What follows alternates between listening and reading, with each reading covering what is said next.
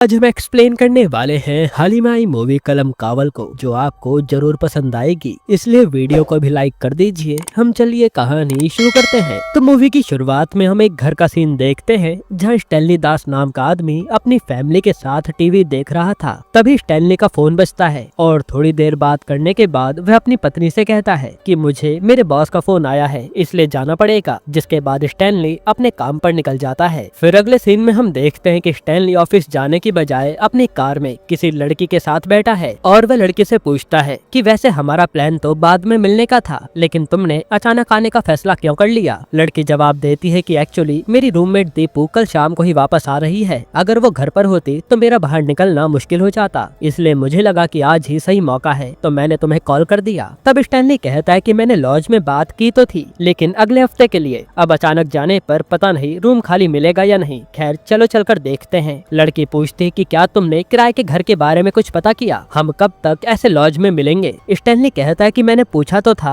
लेकिन वहाँ कुछ दिक्कत है, मैं दूसरे घर की तलाश कर रहा हूँ, अभी हमें लॉज से ही काम चलाना होगा। फिर वह आगे कहता है कि मैं अपनी वाइफ से तलाक के बारे में बात कैसे करूँ, मुझे समझ नहीं आ रहा, और मैंने अभी उसे तुम्हारे बारे में कुछ भी नहीं बताया है। फिर वह पूछता है कि तुम लेटर रख कर तो आ गई हो ना। लड़की कहती है हाँ मैंने लेटर रख दिया। इनकी बातों से साफ समझ आ रहा था कि लड़की अपने घर से भाग कर आई है। अब ये दोनों एक लॉज में जाते हैं और एक कमरे में जाकर इंटीमेट हो जाते हैं। फिर जब ये दोनों टीवी देख रहे होते हैं तो उसमें न्यूज आ रही थी कि एक भाई ने अपने भाई को ही मार डाला। तब वो लड़की कहती है कि आजकल क्या हो रहा है, कोई किसी को भी मार रहा है। जिस पर स्टैनली कहता है कि दुनिया में तरह तरह के लोग हैं, हर कोई अपनी सिचुएशन के हिसाब से रिएक्ट करता है। तब लड़की मजाक में पूछती है कि क्या तुमने भी ऐसा कुछ किया है। स्टैनली कहता है हाँ मैंने तो कई लोगों को मारा है। तब लड़की हंसने लगती है। फिर स्टैनली कहता है कि इंसान को मारने में जो मजा आता है ना, वो जानवरों को मारने में भी नहीं आता। लड़की पूछती है कि तो क्या तुम मुझे मारने वाले हो। स्टैनली कहता है हाँ, और इसके बाद वह बड़ी शांति से लड़की का गला घोंटकर उसे मार डालता है। और यह स्टैनली ये मर्डर करने के बाद भी एकदम शांत था। फिर वह लाश को एक बड़े बैग में पैक करता है, कार की डिग्गी में रखता है और लॉज से निकल जाता है। बाद में वह उस लाश को एक सुनसान जगह पर जाकर दफना देता है। अब कहानी कुछ समय आगे बढ़ती है 2012 में और लोकेशन है तिरुवनंतपुरम। एक रिपोर्टर प्रदीप एसपी से मिलने आता है। वह पूछता है कि कोटाईकोनम गाँव में हुए दंगों की क्या स्थिति है। एसपी बताते हैं कि दंगा अब पूरी तरह कंट्रोल में है और एक स्पेशल ऑफिसर उसकी जांच कर रहे हैं। फिर हम देखते हैं कि वो स्पेशल ऑफिसर जय किशन है। जय किशन वही ऑफिसर है जिसने पूरे दंगे को कंट्रोल किया था और वह अब पुलिस स्टेशन आता है केस की डिटेल मांगने के लिए। तब पुलिस वाला बताता है कि सर इस दंगे में 3 लोग शामिल हैं, विमल, उसकी बहन और यूसुफ। विमल आर्मी में था, उसकी बहन अचानक घर से गायब हो गई और गाँव में किसी ने ये बात फैला दी कि यूसुफ जो दूसरे धर्म का है वो उसे भगा ले गया है। जब विमल को ये बात पता चली तो वह अपने दोस्तों के साथ आया और उसने यूसुफ के घर वालों पर हमला कर दिया। तब जवाब में यूसुफ के लोगों ने विमल के घर पर हमला कर दिया। इसी तरह से ये मामला 2 गुटों की लड़ाई में बदल गया। लेकिन सच यह है कि यूसुफ को कुछ भी पता नहीं कि वह लड़की कहाँ है। तब जय किशन इस मामले की जांच शुरू करता है। वह दंगों में शामिल सभी लोगों से पूछताछ करता है। तब एक पुजारी बताता है कि उसने विमल की बहन को यूसुफ के साथ देखा था, लेकिन इस बात की उसे पक्की जानकारी नहीं है। फिर जाँच आगे बढ़ती है और पुलिस की टेक्निकल टीम बताती है कि विमल की बहन का मोबाइल लोकेशन ट्रेस किया गया है और पता चलता है कि वह यूसुफ के साथ नहीं बल्कि किसी और आदमी के साथ तमिलनाडु में है। फिर विमल को जब ये बात पता चलती है तो वह पुलिस का इंतजार किए बिना अपने दोस्तों के साथ तमिलनाडु निकल जाता है। वह उस लोकेशन पर पहुंचकर एक आदमी को पकड़ता है और उसे बुरी तरह पीटता है। यहाँ विमल को लग रहा था कि इसी आदमी ने उसकी बहन को भगाया है। तभी जय किशन अपनी टीम के साथ वहाँ आता है, जिसे देख विमल और उसके दोस्त भाग जाते हैं। तब जय किशन उस घायल आदमी से पूछताछ करता है और उसे विमल की बहन की फोटो दिखाता है। तब वह आदमी कहता है कि सर मैं इस लड़की को नहीं जानता। फिर जय किशन उसे एक मोबाइल नंबर दिखाता है और कहता है कि ये सिम तो तुम्हारे नाम पर है और इसी नंबर से उस लड़की को कॉल गया था। आदमी बताता है कि सर ये सिम मेरे नाम पर है, लेकिन इसे मेरी कजन सिस्टर सेल्वी इस्तेमाल करती थी और सेल्वी भी करीब 8 महीने पहले किसी लड़के के साथ भाग गई थी। फिर वो कहाँ गई किसी को नहीं पता। इसके बाद जय किशन अब सेल्वी के गाँव जाता है और वहाँ के थाने में पता चलता है कि सेल्वी भी घर से भाग तो गई थी और वहाँ एक लेटर मिला था। जब पुलिस ने सेल्वी के बॉयफ्रेंड का नंबर ट्रेस किया तो वह नंबर केरला का निकला। तब जय किशन की टीम केरला के उस पते पर जाती है। वहाँ पता चलता है कि वह नंबर किसी लड़के का नहीं बल्कि सिंधु नाम की लड़की का था और सिंधु की माँ बताते हैं कि सिंधु तो 1 साल पहले ही किसी आदमी के साथ भाग गई थी। यह सुनकर तो जय किशन भी हैरान था। फिर जय किशन इस पूरे पैटर्न को समझता है और एसपी को जाकर रिपोर्ट करता है। वह कहता है कि सर ये एक चैन बन गई है। विमल की बहन गायब हुई, उसका कनेक्शन सेल्वी से मिला, फिर सेल्वी गायब हुई तो उसका कनेक्शन सिंधु से मिला। यह सिलसिला तमिलनाडु और केरला के बीच में चल रहा है। सबसे बड़ी बात यह है कि सारी लड़कियां या तो तलाकशुदा हैं या फिर विधवा, और उनके घर वालों ने सोचा कि उन्होंने दूसरी शादी कर ली होगी, इसलिए किसी ने गहराई से जांच नहीं करवाई। मुझे लगता है कि ये किसी एक आदमी का काम हो सकता है। तब एसपी जय को इस केस की पूरी जिम्मेदारी सौंप देते हैं कि इसे किसी भी तरह से सॉल्व करो। इसके बाद हम स्टैनली को देखते हैं। एक दिन स्टैनली के घर पर उसका एक जानकार बॉबी आता है जो ज्वेलरी की दुकान चलाता है। वह स्टैनली को बताता है कि उसने सोने के काम के लिए घर पर थोड़ा सा साइनाइड रखा था, लेकिन उसके पड़ोसी के कुत्ते ने गलती से उसे चाट लिया और उसकी मौत हो गई, इसलिए पड़ोसी उस पर केस कर रहा है। यहाँ बॉबी मदद मांगता है, जिस पर स्टैनली कहता है कि कोई बात नहीं, वो मैं देख लूंगा। पर साइनाइड के बारे में सुनकर स्टैनली के दिमाग में कुछ और ही चल रहा था। यहाँ से स्टैनली केमिकल शॉप पर जाकर फर्जी लाइसेंस दिखाकर साइनाइड खरीद लेता है। अब स्टैनली को ये टेस्ट करना था कि ये जहर कितना कारगर है, तो वह एक सड़क किनारे बैठे एक भिखारी को खाने में थोड़ा सा साइनाइड मिलाकर दे देता है, और भिखारी जैसे उसे खाता है तो थोड़ी देर में वह तड़प तड़प कर मर जाता है। ये देखकर स्टैनली को तसल्ली मिलती है। वो सोचता है कि अब उसे लड़कियों का गला घोटने की मेहनत नहीं करनी पड़ेगी, क्योंकि उसके पास तो अब एक आसान तरीका है। इसके बाद हमें स्टैनली के काम करने का तरीका दिखाया जाता है। वह मैरिज ब्रोकर के पास आता है और कहता है कि उसे अपने तलाकशुदा भाई के लिए रिश्ता चाहिए, और वह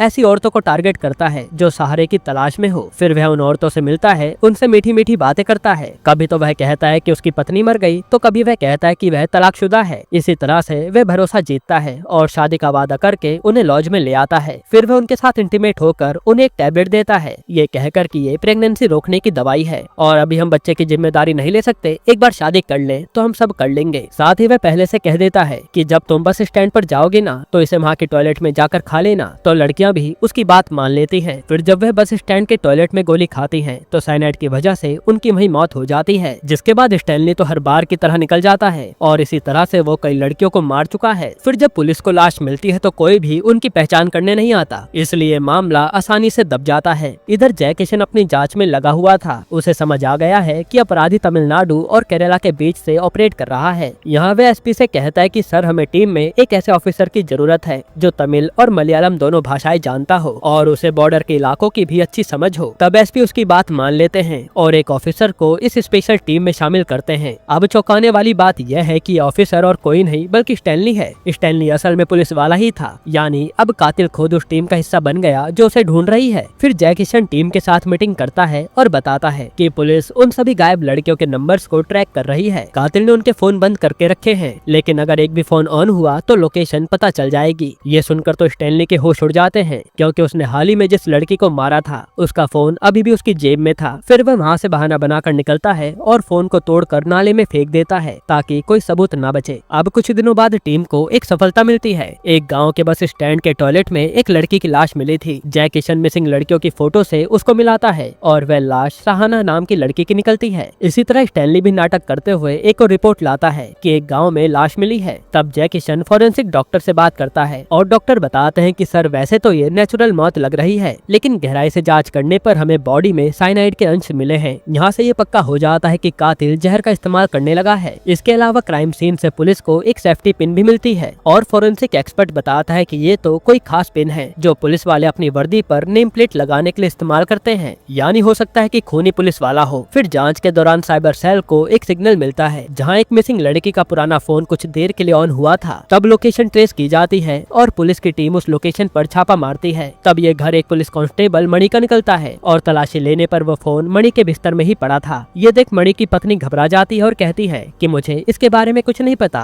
और मणि भी सुबह से घर नहीं आए हैं। तब वहाँ मौजूद स्टैनली नाटक करता है कि सर, मैं मणि को जानता हूँ, वो ऐसा कुछ नहीं कर सकता। जिस पर जय किशन कहता है कि सबूत तो उसी की तरफ इशारा कर रहे हैं, बाकी जब मणि मिलेगा तो सच्चाई पता चल जाएगी। फिर हमें पता चलता है कि असल में उसी सुबह स्टैनली ने मणि को किसी बहाने से बुलाकर उसको जान से मार दिया है और फिर उसने केस को अपनी तरफ से हटाने के लिए वह फोन मणि के घर में छुपा दिया था, जिससे सारा शक मणि पर आ गया। वहीं जय किशन एसपी को ये पूरी रिपोर्ट बता रहा होता है, जिससे केस लगभग सॉल्व माना जा रहा था, लेकिन मणि अभी भी गायब है और जय किशन को लग रहा है कि उसके हाथों से ये केस कुछ छूट रहा है। इसी दौरान हमें स्टैनली के बचपन की कहानी पता चलती है। असल में स्टैनली के दादा को शिकार करने का बहुत शौक था। बचपन में स्टैनली भी अपने दादा के साथ जंगल जाता था और उसने देखा कि जानवरों को मारने में दादा को कितना मजा आता है। धीरे धीरे ये चीज स्टैनली के दिमाग में घर कर गई और ऐसे ही उसे मारने की लत लग गई। फिर जब वह बड़ा हुआ तो शिकार पर पाबंदी लगा दी गई और उसकी तलब बढ़ने लगी। तब उसने चोरी छुप के जानवरों को मारना शुरू किया और फिर वह बाद में इंसानों को भी मारने लगा। इसी तरह से उसके लिए हत्या करना एक नशा बन गया था। अब यहाँ जय किशन एसपी से कहता है कि सर, पर मुझे लगता है कि मणि सिर्फ एक मोहरा था,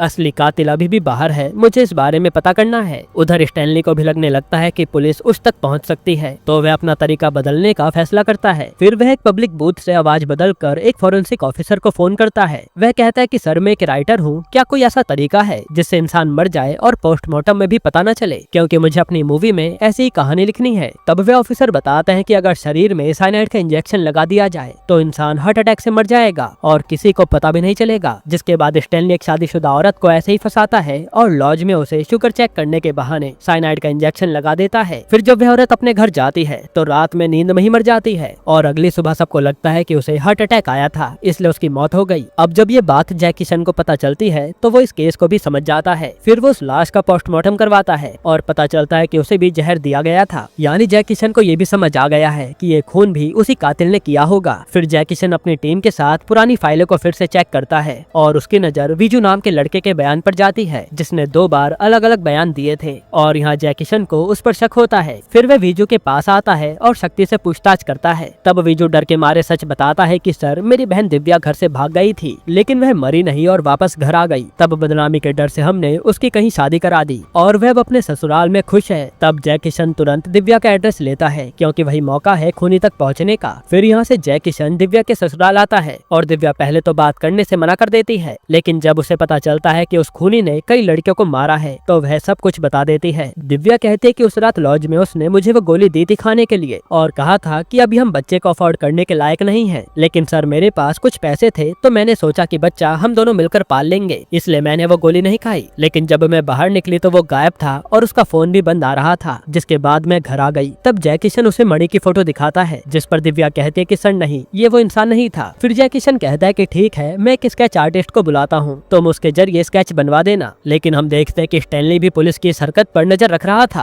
और उसे पता चल जाता है कि दिव्या अभी जिंदा है, इसलिए वह चुपके से दिव्या के पास आता है और उसे धमकी देता है कि अगर तूने मेरा स्केच बनवाया या पुलिस को कुछ बताया तो मैं तेरे पति और बच्चे को मार डालूंगा। इससे दिव्या पूरी तरह डर जाती है। फिर जब अगले दिन जैकी शन स्केच आर्टिस्ट को लेकर आता है और दिव्या को कॉल करके बुलाता है तो दिव्या आने से ही मना कर देती है। इससे जैकी शन समझ गया था कि कातिल ने गवाह को डराया है। फिर जैकी शन को याद आता है कि लड़कियां बस स्टैंड के टॉयलेट में मरती थी, तो वह बस स्टैंड पर काम करने वाले एक आदमी से मिलता है। तब वह आदमी दिव्या की फोटो पहचान लेता है और कहता है कि हाँ मैंने इस लड़की को देखा है और इसके साथ एक आदमी भी था। तब जैकी शन उस आदमी की मदद से कातिल का स्केच बनवाता है। इधर स्टैनली भी टेंशन में था कि जैकी शन क्या कर रहा होगा, तो वह जैकी शन को फोन करके पूछता है कि सर कुछ पता चला या नहीं, जिस पर जैकी शन कहता है कि हाँ स्केच बन गया है और हम कातिल के बहुत करीब हैं। तब स्टैनली कहता है कि ठीक है सर मैं भी आ रहा हूँ, और स्टैनली ने सोच लिया था कि अगर स्केच उसका हुआ तो वह सबको मार देगा। फिर जब वह वहाँ आता है तो देखता है कि ये स्केच तो किसी और आदमी का है। इससे स्टैनली को चैन की सांस आती है कि मैं बच गया। अब जब स्टैनली को लगता है कि खतरा टल गया है तो अगले दिन वह फिर से अपने पुराने काम पर लग जाता है। वह एक लेडी को फंसाता है और उसे लेकर लॉज पहुंचता है। रिसेप्शन पर मैनेजर उससे आईडी प्रूफ मांगता है। तब स्टैनली पहले तो आनाकानी करता है, लेकिन फिर अपनी असली आईडी दिखा देता है। जिसके बाद जब वह कमरे में आता है तो थोड़ी देर बाद दरवाजे पर दस्तक होती है और बाहर वही मैनेजर खड़ा था। वह मैनेजर हाथ जोड़कर कहता है कि सर मैंने आपकी आईडी देखी, आप पुलिस वाले हैं ना, प्लीज मेरी मदद कीजिए, मेरी बेटी महीनों से गायब है, पता नहीं वो कहाँ गई। तब वह स्टैनली को उसकी फोटो दिखाता है और स्टैनली उस फोटो को देखता है तो वह लड़की वही थी जिसे स्टैनली ने पहले मारा था। इसलिए वह झूठ कहता है कि मैं आपकी मदद कर दूंगा। तभी उसे लॉज में किसी के आने की आवाज आती है और वो देखता है कि नीचे तो जैकी शन आया हुआ है। यहाँ स्टैनली चौंक जाता है और पूछता है कि सर आप यहाँ कैसे। तो जैकी शन के हाथ में एक कागज था। वह कहता है कि उसी खूनी को पकड़ने आया हूँ। फिर जैकी शन स्टैनली को वो कागज देता है और उसमें उसी का स्केच बना हुआ था। असल में ये जैकी शन का प्लान था, क्योंकि उस आदमी ने जो स्केच बनवाया था वो स्टैनली का ही था, लेकिन वो उसे रंगे हाथों पकड़ना चाहता था, इसलिए उसने ये खेल खेला। अब यहाँ स्टैनली समझ जाता है कि वह जाल में फंस चुका है, इसलिए वह अचानक जैकी शन को साइनाइड का इंजेक्शन लगाने की कोशिश करता है, लेकिन जैकी शन उसे मारने लगता है। फिर दोनों के बीच में भयंकर लड़ाई होती है और स्टैनली जैकी शन का गला दबाने लगता है। तभी पीछे से एक आदमी स्टैनली पर वार करता है, जो कि लॉज का मैनेजर था और उसे जैकी शन ने ही इस मिशन के लिए रखा था। जिसके बाद जैकी शन स्टैनली को वहीं जान से मार डालता है, क्योंकि वह जानता था कि स्टैनली के खिलाफ उसके पास कोई सबूत नहीं है, लेकिन उसने कई लड़कियों को मारा है, इसलिए उसका मरना ही सही रहेगा। जिसके बाद वो स्टैनली की लाश को ठिकाने लगा देता है। यहीं पर ये मूवी खत्म होती है।